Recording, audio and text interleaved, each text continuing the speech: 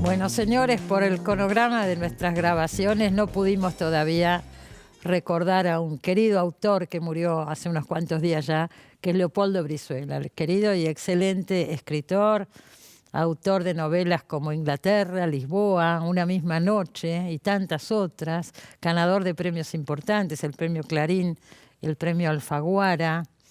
Además de escribir, tuvo actuación Leopoldo Brizuela en proyectos importantes. Por ejemplo, trabajó en los últimos años en la Biblioteca Nacional, tratando de rescatar inéditos, manuscritos, cartas, obra de distintos autores que ya no están, como Oscar Hermes Villordo, Alberto Girri y tantos otros, para que integren el patrimonio de la Biblioteca Nacional. Lo hizo con mucha dedicación, estuvo acá hablando de todo eso. También ha venido al programa tantas veces, no solo con sus libros, ha venido también a recordar autoras argentinas que él siempre reivindicaba y trataba de difundir, como Elvira Orfeo, Sara Gallardo. En fin, tantas cosas. Una persona extraordinaria, un gran autor. La última vez que nos visitó acá en el programa fue el año pasado, cuando vino a presentar su última novela, Ensenada. Y vamos a recordarlo con un fragmento de esa entrevista. Ahí va.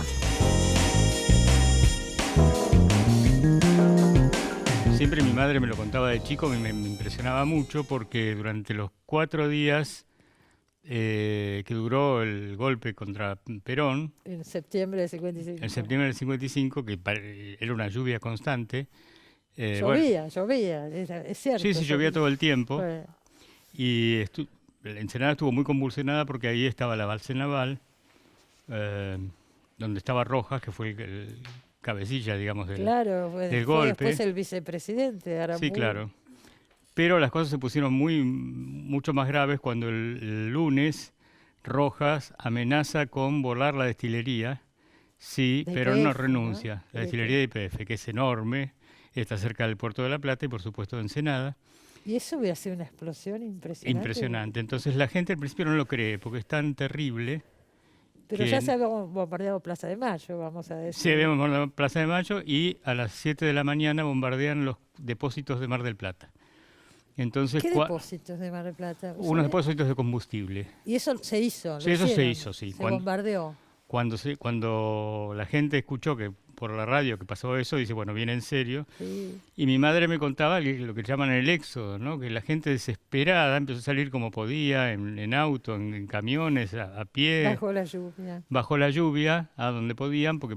Un pueblo entero se escapó. Sí. De pronto, por el temor a era una amenaza cierta, ¿no? Sí, de que el terror. La destilería de IPF. Y bueno, mi madre me contaba eso de chico y me parecía casi las bíblico, historias, ¿no? Perdóname, las historias que hay en la Argentina, hay tantas, ¿no? Impresionante. Yo en un momento, vos me decís 6 años para escribirla, pero es que tenía que cortar la cantidad de historias que se me salían, porque no venían con la novela, pero cada personaje que yo conocía muy bien... Era tu familia.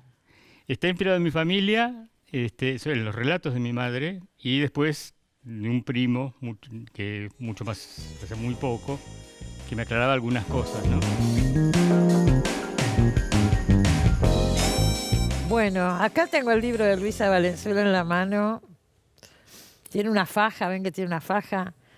Leopoldo Brizuela había escrito este texto. Originalidad, inteligencia, audacia, humor. Todo eso dice de Luisa, ¿no?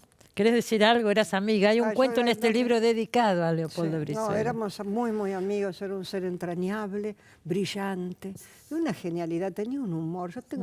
Es raro porque yo estoy tristísima, pero al mismo tiempo conservo un recuerdo tan vital, a pesar de lo mal que estuvo en los últimos tiempos, tan rico, porque vivíamos riéndonos.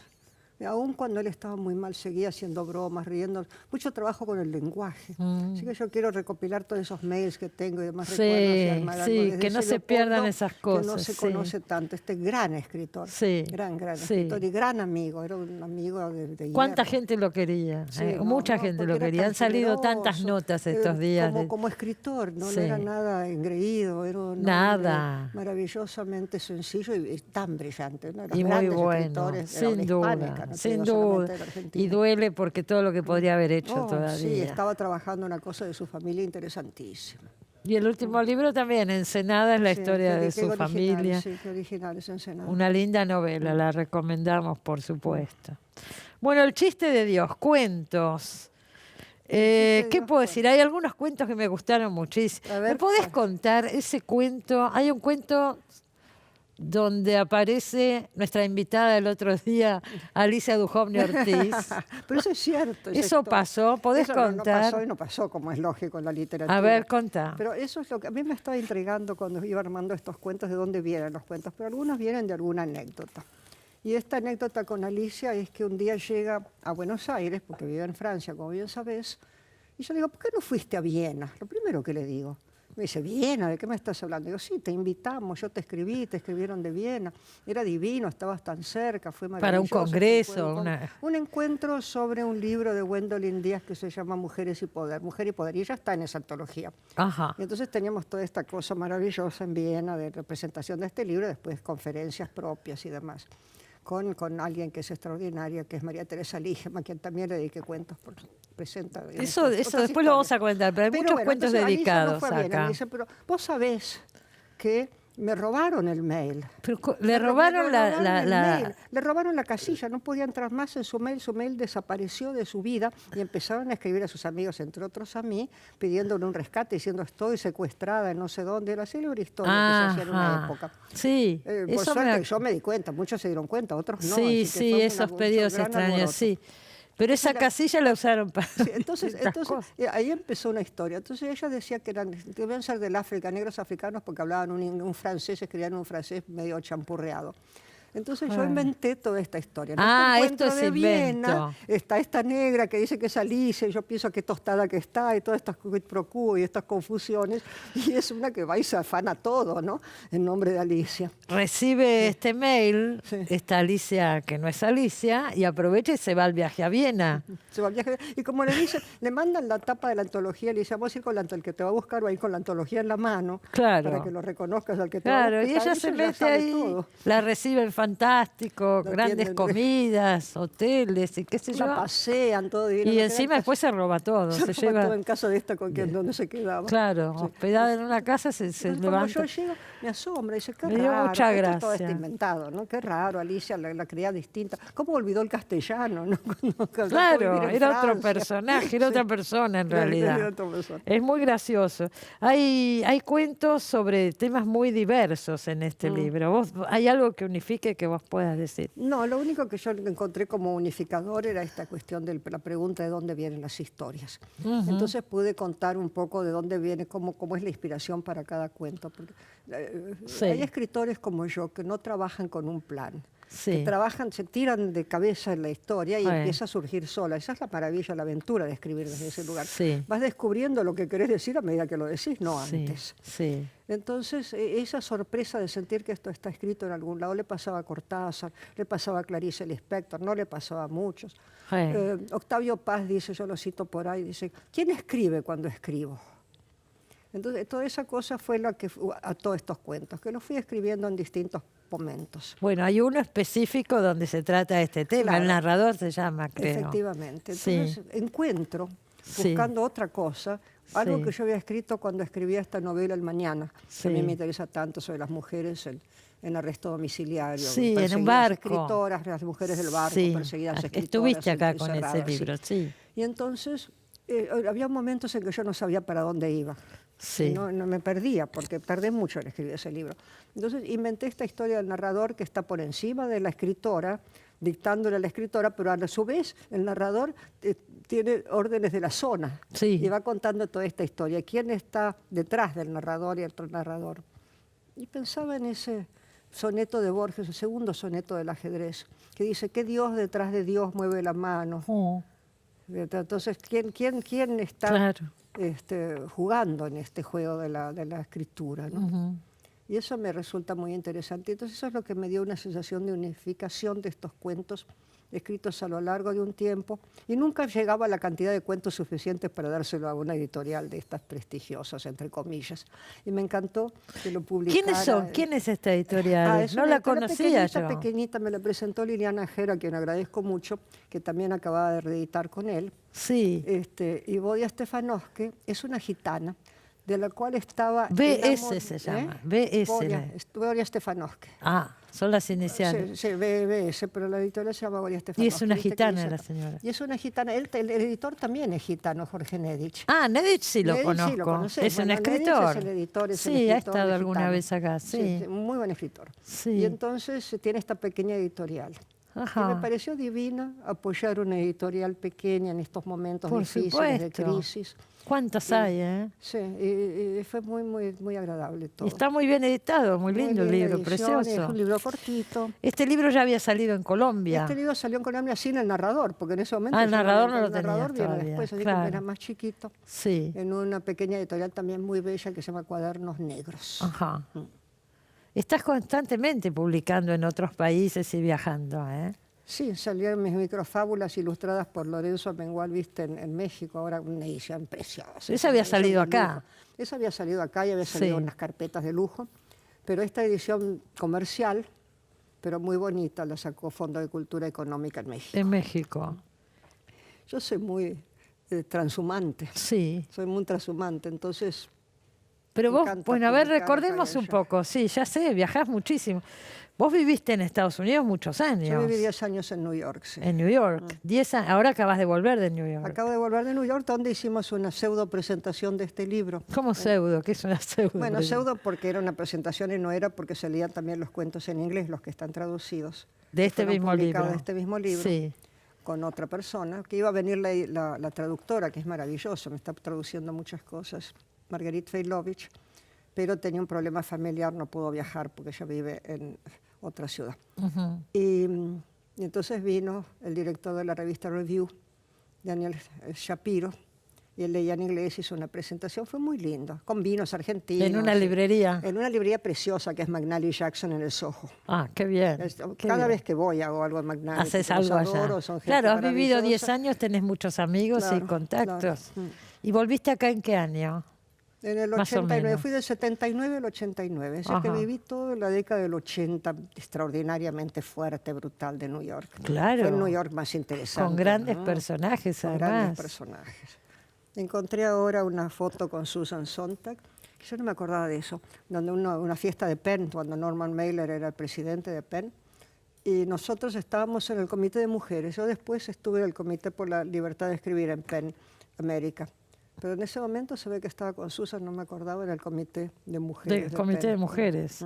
Y vos tuviste la idea de traer de nuevo el PEN acá a la Argentina. Bueno, no la tuve yo, me casaron viva. Seamos Ellos honestos. te dijeron. Ellos me empezaron a buscar desde el 2012 Ajá. para que publique los PEN internacionales, esto ya no es PEN América, y que publique, qué sé yo, y me invitaron al Hay Festival de Cartagena, y ahí el presidente de entonces de PEN Internacional, un tipo divino, genial, un gran político, un gran diplomático que es John Ralston Saul, me pidió que revivamos el PEN de acá, que estaba muy apagado, Sí. estaba en letargia, aletargado totalmente. Sí, sí. Me dio pena, porque la gente que lo estaba haciendo era valiosa y todo, pero no estaban moviéndose en relación con PEN Internacional. Entonces fue el momento que te invité a vos, invité un Sí, a montón de tanta gente para gente, revivir sí. PEN. Sí, lo has hecho, sí. Y lo hicimos cosas muy lindas. ¿Y seguís todavía? Sigo, ya estoy terminando mi mandato, no me voy a presentar a una reelección porque son muchos años. ¿Cuántos años Bueno, hace? teóricamente por estatuto son 3, pero yo estuve casi 6 Ajá. porque conseguimos los papeles legales hace 3 años. Claro, claro. Recién, este Sí. PEN que viene de los años del 1930, es el PEN argentino, el PEN Club, ¿no? Pero claro, que tuvo tanta fuerza. Que tuvo en su tanta fuerza en su momento. momento, genial, después dictadura, etcétera, se fue Seguro. diseminando, se morían los miembros, no seguía creciendo. Ay. Entonces ahora tenemos unos comités extraordinarios. Tenemos comité de lenguas originarias, que es muy interesante. Tenemos el comité LGTB, tenemos el comité de derechos humanos, el comité ha crecido de mujeres mucho, que maneja claro. Irene Chiquiarbauer. No, está muy interesante. Te quiero hacer una pregunta, que de eso creo que no hemos hablado acá en el programa. Hiciste una muestra en el Museo de Arte Decorativo con tus máscaras. ¿Se acuerda el libro de máscaras de Luisa, que estuviste acá? Sí. Después hubo una muestra con las máscaras. Gracias. Sí, bueno, claro. Gracias. Sí, la muestra fue fantástica. Fue algo... Mis pobres máscaras volvieron a casa y me reprochan. Agotadas, Yo tengo una conversación con las máscaras. ¿Cuántas máscaras tenés? Ya deben llegar a los 200 casi. Y yo converso con ellas. Entonces, hay un librito chico que se llama Conversación con las máscaras. Conversación publicado con en Perú, las ya que hablamos de las publicaciones extranjeras. Sí. Y esa muestra, como fue una cosa museológicamente organizada, iluminada como los dioses, quedaban deslumbrantes. Son máscaras muy interesantes porque son de muchas partes del mundo, de ceremonias, de carnavales, de uso, pero no son valiosas, no tienen valor museológico, pero tienen valor de historia personal. Sí. Y las colgaron tan divinas y fue tan linda. Eso fue en el 17, a fines del 17. Y a mí, yo me enamoraba porque pasaba por acá, por el Museo de Arte Decorativo, y había un gran cartel. Un cartelón. Un día yo venía manejando y me encuentro con ese cartel ahí. Máscaras del Mundo, colección Luisa Valenzuela. Así es. Me sentí una reina. Bueno, se jerarquizaron mucho con eso. Sí. Después volvieron a lo suyo, pobres. Traté de organizarlas un poco mejor, les pinté el espacio, ¿viste? Hice algo para que no se sientan tan ofendidas. Pero seguí coleccionando. Estuvo en el bloque anterior Juan José Becerra. En su último libro habla de Julio Cortázar. Se llama Felicidades. Y vos que has sido muy amiga y tenés el libro de Cortázar y Fuentes, Entre Cruzamientos. Sí. ¿Cuál es tu mirada hoy de la literatura de Cortázar? Me quedé con lo que dijo Becerra, por eso quería escucharte. No sé qué habrá dicho Becerra, pero a mí me sigue sorprendiendo. No tanto Rayuela, que ya la conocemos demasiado quizá, pero aún Rayuela con toda la parte de Morelli. Porque todo ese momento que Cortázar necesita muchos libros, no solo en Rayuela es donde más se conoce. Tener un personaje que cuenta su reflexión sobre esa sorpresa que él siente del acto de escribir. Tiene alguien que tiene que estructurarle de alguna manera y reflexionar. Eso es Morelli en Rayuela, eso es Perseo en los premios, eso es Andrés Fava en El examen. En cada novela hay alguien que va a reflexionar sobre la literatura porque él se sorprende. Ahí está. Él se sorprende. Y bueno, es la búsqueda que estás teniendo acá con el narrador, ¿no? Claro. Yo lo siento también, te sentás con las microfábulas, empezás a hacer un juego de palabras, pues son todas con la misma letra, y de golpe surge una historia que empieza y termina y tiene su sustancia de la nada, ¿no? Exactamente. De la nada no, porque debe ser algún juego entre el inconsciente y el preconsciente, cosas claro, que flotan en el aire, todo eso. Y sí, pero el resultado es ese. Es difícil enganchar, pero cuando enganchás es glorioso. Gracias por haber venido, Muchas Luisa. gracias, ¿Estás escribiendo ahora alguna novela? No, que tengo una novela que en gateras, que seguirá en gateras mucho tiempo, porque es un tema del mal que me pone un poco inquieta en estos momentos. Ajá. Entonces completaría la trilogía del mal con López Rega, ¿no? Sería la tercera novela de López Rega. Sí. Entonces ahí está. Ahí está. Pero te estoy recuperando un trabajo que ahora va a salir un pequeño librito de eso. Yo empecé un diario sobre lo que es escribir para mí cuando salí de la meningitis y no podía escribir, no podía nada. ¿Cuántos años hace de esa enfermedad? Ahora son 9, porque fue en el 2010. 9 años. De hecho, pasaban dos cosas. La única persona que yo quería que me llamara era Leopoldo. Leopoldo Brizuela. Leopoldo Brizuela. Decía, no quería saber de nadie, no quería que venga nadie, nada, pero Leopoldo sí, porque me hacía reír. Parece que hay gente, vos lo contás acá, en el chiste de Dios, que la echabas estabas medio inconsciente. Sí. No quiero, andate. No se admiten visitas. No se admiten visitas. Protocolar, ¿de dónde saqué yo la frase burocrática? Estaba muy mal, estuve en coma un mes y medio. Sí. Y después Leopoldo, lo que pude hacer cuando por fin pude leer, porque me costó mucho retomar la escritura, y empecé con el Inodoro Pereira y Chamico y cositas cortitas, y me costó la cabeza, no podía concentrarme. Qué bravo. Dije, ahora o nunca, y leí Lisboa de Leopoldo. Y leí Lisboa, que es una novela complejísima, riquísima, los capítulos cambian de personajes, cada capítulo, complejísima. y le cuento, me dice, tenía una neuróloga en ese momento, y la neuróloga me dice, ¿usted puede leer ahora? Y yo le digo, sí, acabo de leer una novela de 700 páginas. Y de una página a otra, ¿se acuerda lo que decía? Yo me la quise matar. Soy una intelectual, yo voy a leer algo. Si no me acuerdo de una página a otra, es una novela complejísima, la pude seguir atentamente, con mucho cuidado leyendo. Es que no lo podía creer la mujer. Nunca volví, no lo podía creer. Yo no la podía creer, esa pregunta estúpida. Nunca volví más a esa neuróloga. Dije, no me puede tratar como una imbécil. Tuve meningitis, sí, pero... Entonces, pero sos una escritora. Entonces fue maravilloso esa lectura, porque me pude meter muy adentro. Claro. Porque no tenía otra es cosa. una novela compleja. Muy compleja, maravillosa. Sí, maravillosa. sí. Así que Leopoldo cada vez se va a leer más a Leopoldo Breso. Sí, siempre estuvo muy cerca mío y sigue muy cerca mío. Yo creo que va a seguir siempre. Mientras yo viva, va a estar conmigo. Y con tanta otra gente, por supuesto. Gracias, Luisa. Gracias por esta charla. Muchas gracias a vos. Nos queda un bloque, señores, no se vayan, ya volvemos.